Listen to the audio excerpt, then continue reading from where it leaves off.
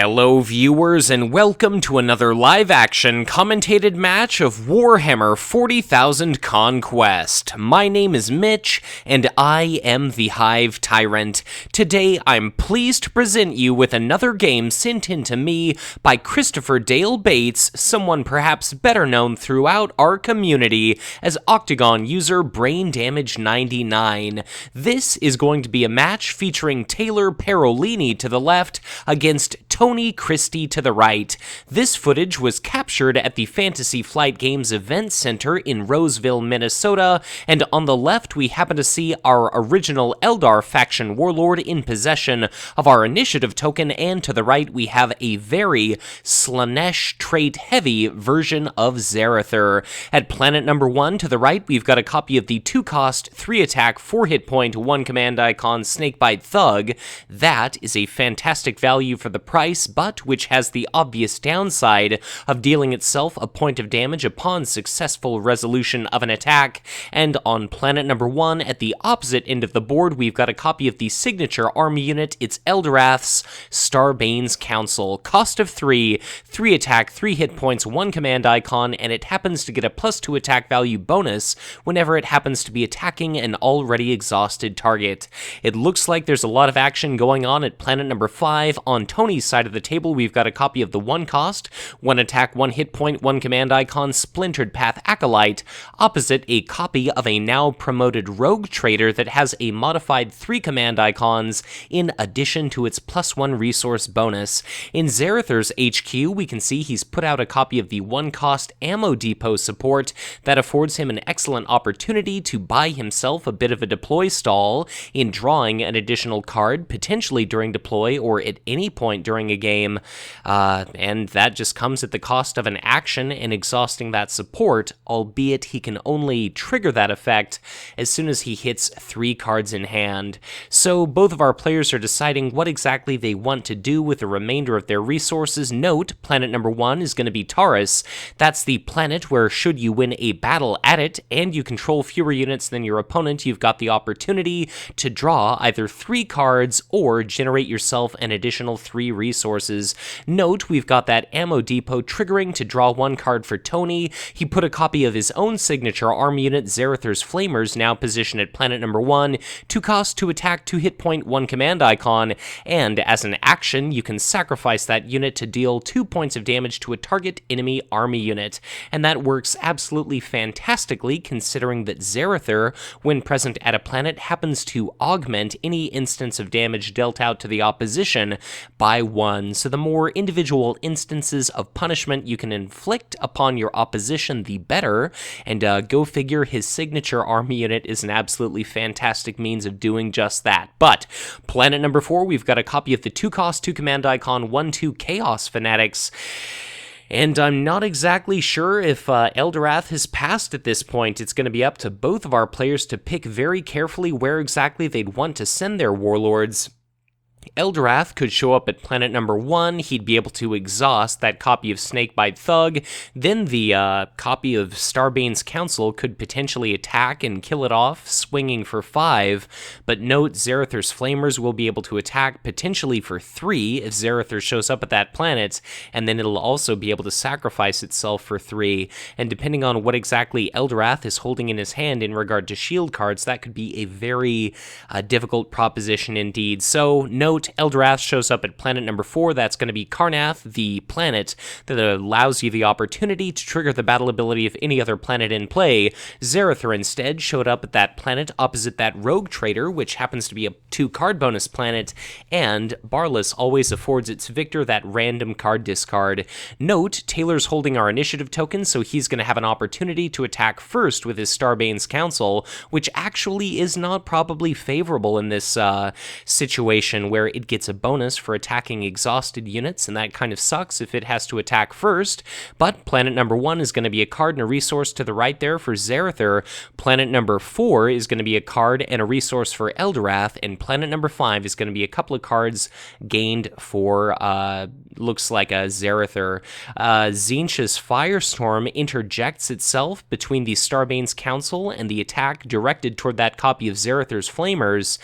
That means it only takes 1 total single point of damage, and then the Flamers themselves get to respond, deal out 2 points of damage to that Starbane's Council, and then the Snakebite Thug, whether it wants to or not, is left with no other option but to launch its own attack, and that is going to be a dead copy of that Starbane's Council. And what particularly sucks for Zarathur, what really sucks for Eldorath is that copy of Zarathur's Flamers is going to be showing up at a subsequent combat exhausted, but you can still exhaust it. You can still sacrifice it, to deal out 3 points of damage to the enemy, because wherever Zarathur goes, that copy of Flamers is going to be arriving alongside.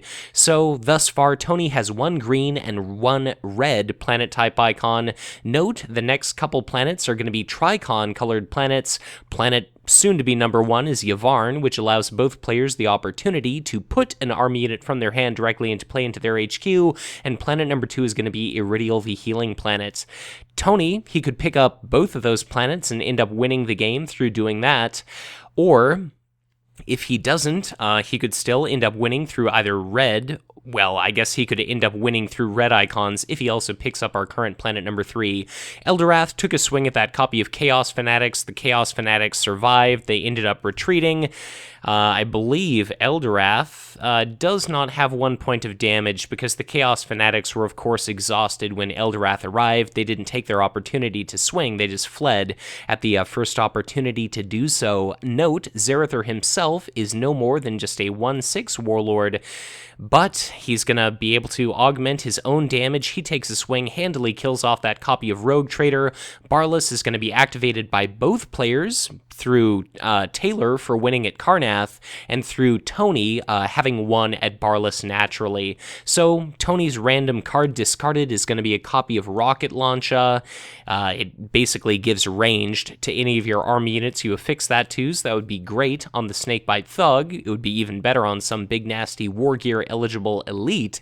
But looks like on Taylor's side of the table, he had to ditch a copy of Bloodied Reavers, a 2-cost Warlord Friend unit where it's a 2/2 with a command icon and gets a +2 attack value bonus whenever it happens to be present at a planet alongside a Warlord, and that also stands to give away and reveal his choice of allied faction, which is Dark Eldar. So if Tony didn't already know to look out for Archon's Terror, he is definitely aware of that now. We've seen an HQ phase come and go, so that's clearly going to be 4 resources and 2 cards for each of our players. Note, the initiative is now in Tony's possession. Our new first planet is going to be Yavvarn there, and our new 5th planet is going to be Farron, the Rout, a target non-warlord unit planet. We've got a copy of the Gleeful Plague Beast positioned at planet number 3. Perhaps that's going to be the Pursued Victory condition planet for our Zarathur player.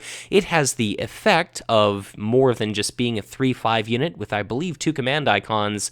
As a forced reaction at the onset of the combat phase, it deals 1 point of damage to each and every unit present at that planet. And if Zarathur is, sitting at that planet, then that's going to augment all the damage dealt out to each and every enemy unit. So I wouldn't be surprised to see Zarathur show up at planet number 2 this round just to drop off all of his posse, just to make sure that they're going to be ready to, kill off, ensure that Tony's going to be able to win that planet during the following round.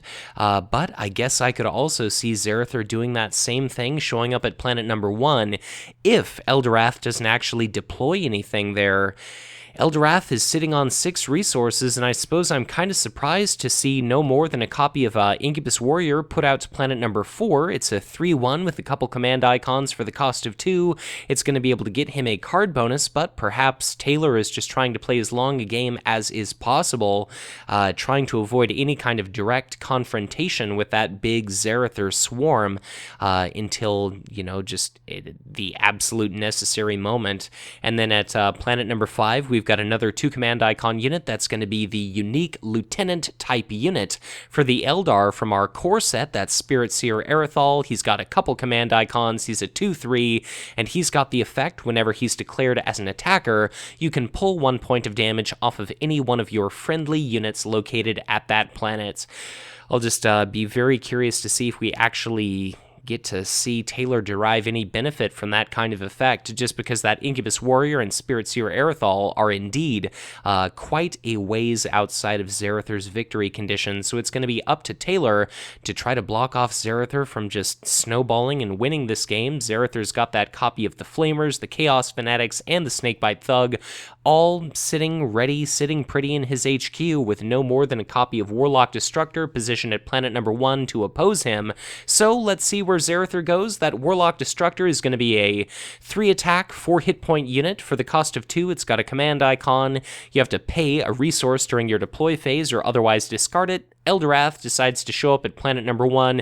That's not a very desirable battle ability, especially considering that Tony, like I mentioned before, is playing a very Slanesh-oriented, very elite-focused Zarathur deck. He's got at least a couple copies of the Ancient Keeper of Secrets in that deck, so I definitely cannot envision Eldorath wanting to trigger Yvarn anytime soon. So looks like that planet's going to be picked up, added to Taylor's victory display, and we're just going to move ourselves further down the line here. Zarathur looks like he's getting ready to play quite a long game. Zarathur showed up at planet number 4 to deny that +2 card bonus of his opponent. Planet number 1, I think, was just one lone resource for Eldorath. Planet number 2 is going to be entirely uncontested. Planet 3 is going to be a card and a resource for Tony there to the right. Note that we've forgotten at this point to have that Gleeful Plague Beast deal itself a point of damage, and there you go, Tony. Thank you very much for remembering that, as I was in the process of somehow reminding a player for, pre-recorded footage here. But in any case, Zarathur took a swing. He handily killed off that copy of the Incubus Warrior. Absolutely no contest whatsoever there. I'm not sure exactly if we saw that copy of Ammo Depot used or not. It looks like Zarathur might have far too many cards in hand.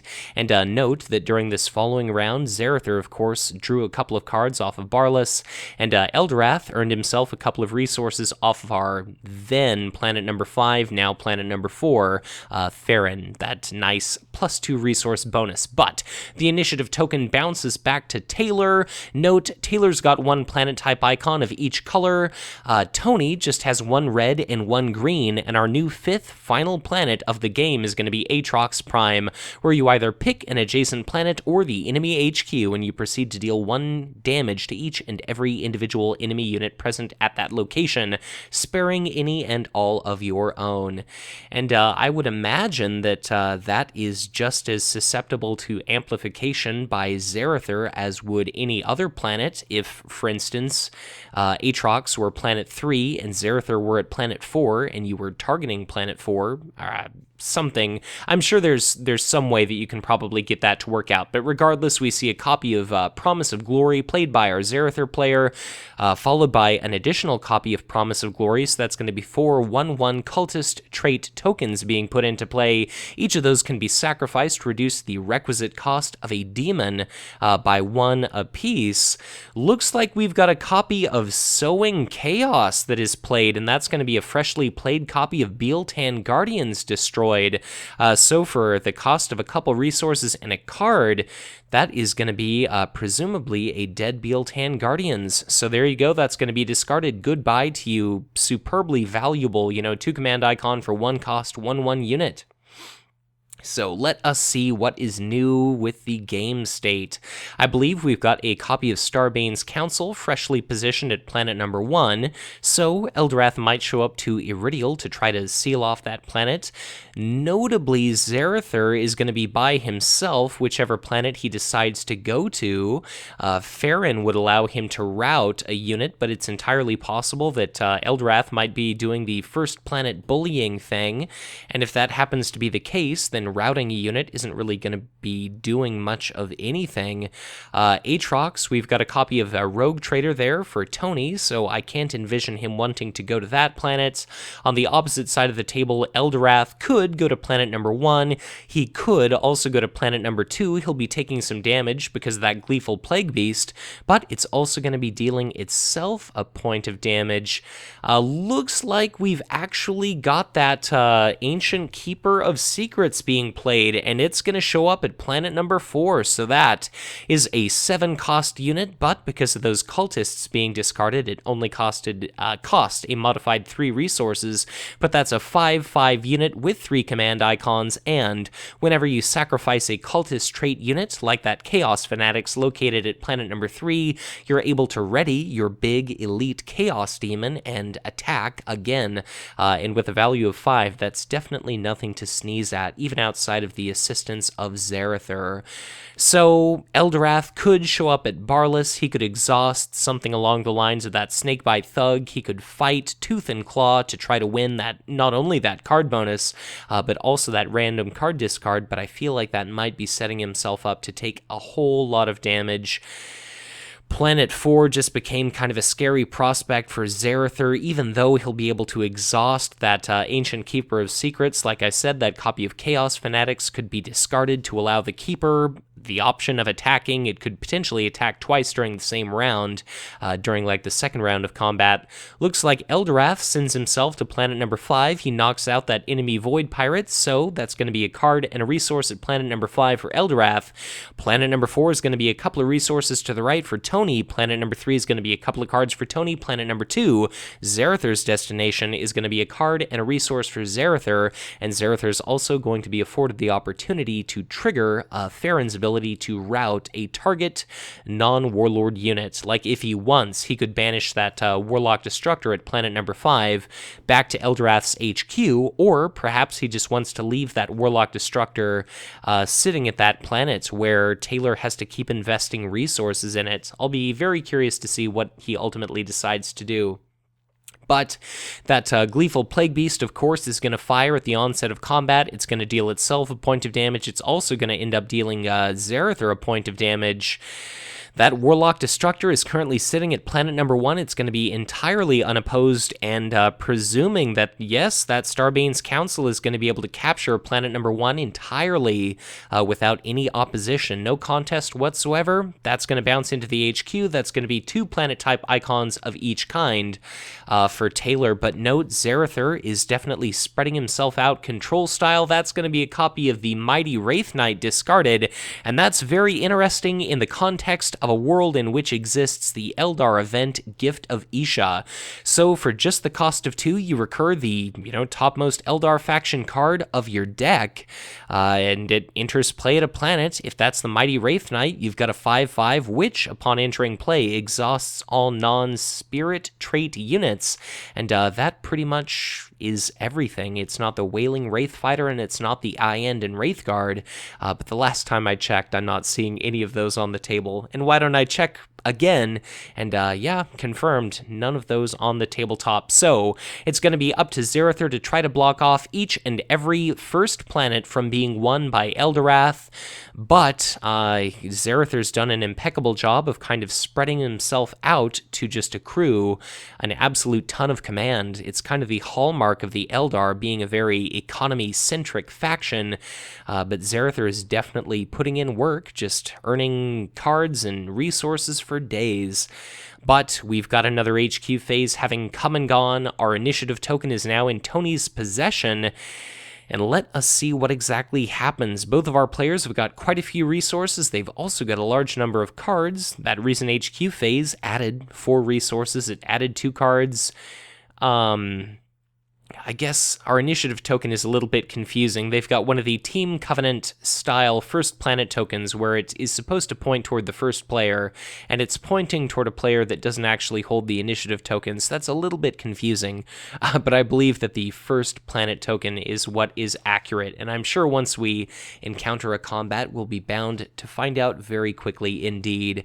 Looks like we've got another copy of a Rogue Trader being put out to planet number 4 to replace its brethren that was destroyed the previous turn. We now see Autarch Salakia strategically positioned at planet number 1, and that is going to be an absolutely hellish pair of Gleeful Plague Beasts positioned at the first planet. So at the onset of combat, that's going to be 1 point of damage dealt to each and every unit present at that planet, which occurs twice, and should Zarathur decide to show up to that planet, which I'm not entirely convinced he's going to because of both of those Plague Beasts, that's going to be a whopping 2 points of damage being dealt out to each and every enemy unit per copy of Gleeful Plague Beast, which just is an absolute nightmare, and just a total, twisting vortex, a shitstorm of damage tokens about to be flung at Taylor if he has the audacity to send Eldorath to that planet, which I don't imagine he may.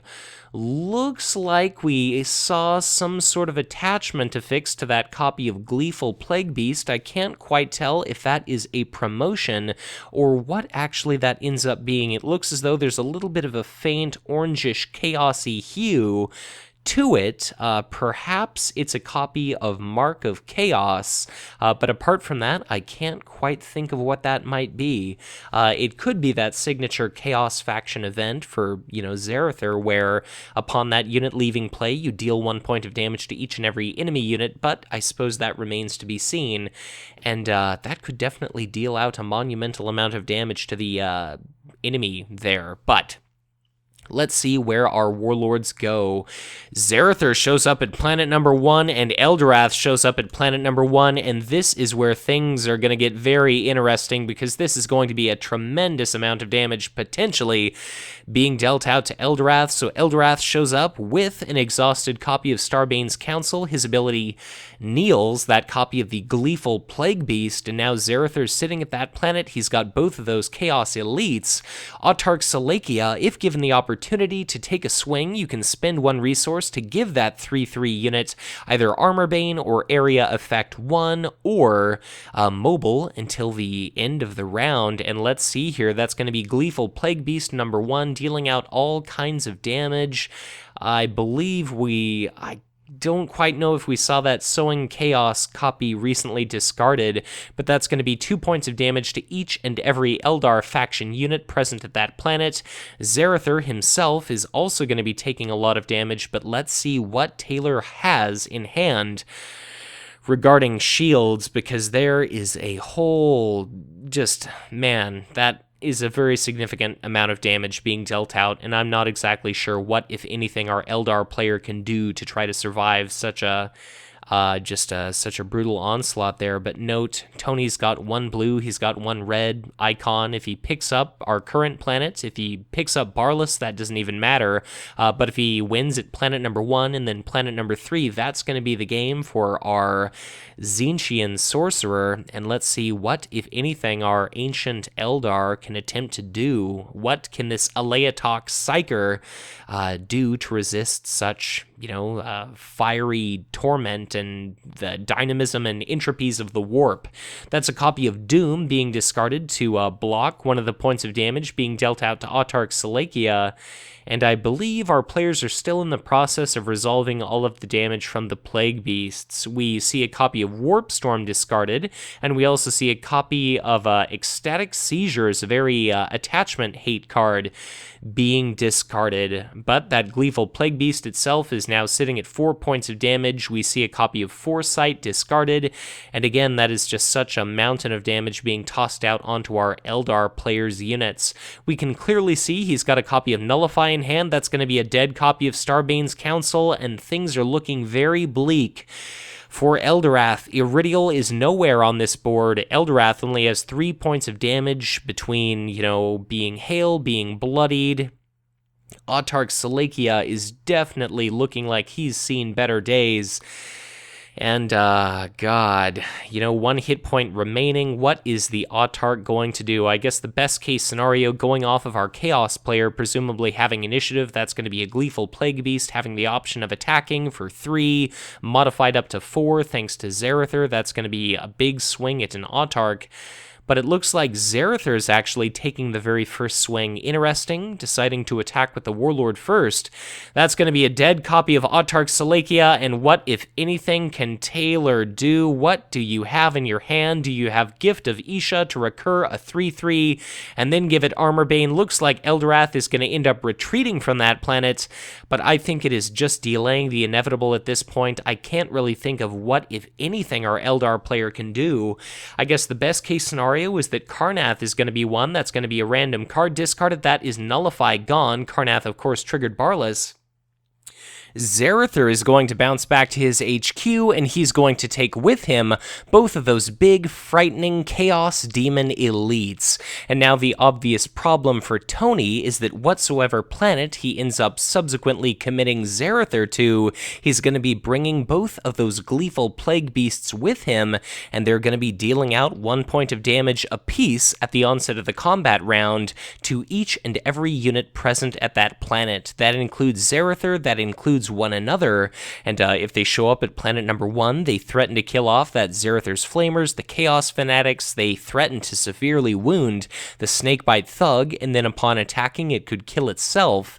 Or if Zarathur is kind of banking on being able to win Barlas's random card discard ability without, too much trouble, without having to send Zarathur to that planet, if Zarathur drops off those gleeful plague beasts at his victory condition planet Farron, which would allow him to pick up the third and final red material type icon, then he'd potentially be dealing out a tremendous amount of damage to his own Ancient Keeper of Secrets over a couple different combat rounds. I suppose Taylor is now in possession of our initiative token. Eldorath, I think it would be very unfavorable for him to show up at planet number 1. Planet number 2, he's just setting himself up to get brutalized by that Ancient Keeper of Secrets. Therefore, I really think the only safe planet is going to be planet number 3 for Eldorath to arrive to. He's got that copy of the Warlock Destructor that he's had to pay an additional resource for just to keep alive. And it looks as though our Eldar player is passed, and now it's going to be up to Zarathur to just absolutely flood the board with units. So we've got a copy of Rogue Trader at planet number 4, we've got a Chaos Fanatics at planet number 3, we've got a Zave's Split Tongue at planet number 1, so each and every enemy unit that happens to be destroyed at its location is going to generate an additional Cultist token, and that is an absolutely fantastic engine with that Ancient Keeper of Secrets to basically ensure that you're going to be able to attack a ridiculous number of times with your big, expensive Slanesh trait Chaos Demon. So is Zarathur going to show up at planet number 3, trying to force Eldorath away from that planet? Trying to, kind of make sure that Eldorath can, at best, okay, I guess Eldorath shows up at planet number 1, he's going to tap an enemy unit, and then I can only imagine that Eldorath is going to be using his very first combat action to retreat from that planet. But planet number 1 is indeed going to be a couple of cards for Eldorath, planet number 2 is going to be 3 resources in total for Zarathur, and planet number 3 is going to be a couple of resources and a card for Zarathur, thanks to the combined command icons of those 2 units he has sitting at that planet, together surmounting whatever Taylor has to oppose him. But we've got a couple copies of Ammo Depot in play. One of those has already been used. An additional copy is going to be able to be used during the combat phase if Tony Christie ends up spending a monumental amount of shields. So we see our combat phase start to erupt, and that is going to be a tremendous amount of damage being dealt out to these units. The 2 copies of Gleeful Plague Beast, the Ancient Keeper of Secrets, and that Rogue Trader, they're all going to be taking damage here. It was indeed a copy of that Mark of Chaos that was discarded.